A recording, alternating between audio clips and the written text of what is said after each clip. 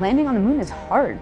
We're going back. Under this Artemis program, we're going to be sending humans to the moon for the first time since Apollo. So ahead of humans, we want to get up as much science exploration and technology experiments as possible. So CLPS starts facilitating a lot of the early science, the things we want to learn before we even send humans. CLPS stands for Commercial Lunar Payload Services, CLPS. The services part is the key element. Ordinarily, when NASA delivers a payload to the surface of the moon, they do it with a commercial partner, but NASA controls the building of the vehicle.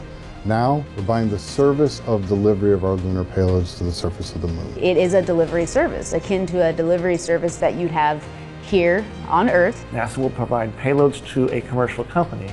They decide how to get it to the moon. They have to develop their own lander, but they also have to manage the entire end-to-end mission. It's meant to provide affordable, rapid, frequent access to the lunar surface through American companies. We're funding different companies. We have commercial companies that are competing to win task orders to deliver our payloads to the surface of the moon. One of the goals when we started CLPS was to help establish a lunar economy. Somebody has to do it first, and then it becomes commercially available.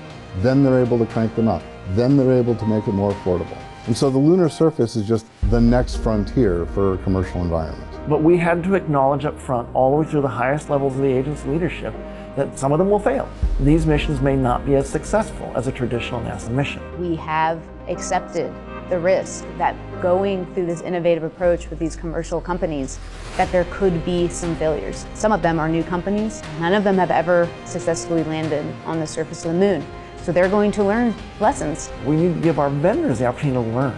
And so that'll help ultimately buy down our risk as these companies learn, okay, what does it take to actually build up the lunar lander, integrate payloads, get to the lunar surface and land safely. They've been able to demonstrate that they have very, very good technical depth and the ability to design and execute missions. We're willing to take more shots on goal. We aren't risking human life. And in the big picture, if we're flying missions at 1/10 of the cost of a NASA mission, and we fail 2 of them, we still get 8 missions for that same price. Even with 1 or 2 or 3 failures, this is still a very economical proposition. It's a risk posture which is more risk tolerant than NASA is accustomed to. There's not a single one of these companies that's willing to bet their mission on a coin toss. Every one of them is doing what they can in order to have the most successful mission possible. But the important thing to realize is that risk tolerant does not mean risky. And the rewards are a long-term ability to get payloads to the moon inexpensively, frequently, and rapidly. We want science, so we can then put more of our resources on even more science, exploration, and technology payloads and get more of a return on investment when we get to the moon. CLPS provides tremendous benefit across the scientific and economic communities. So there's a lot we'd like to learn about the moon to help human habitation and prepare us for missions to Mars and beyond. So the moon is the first step.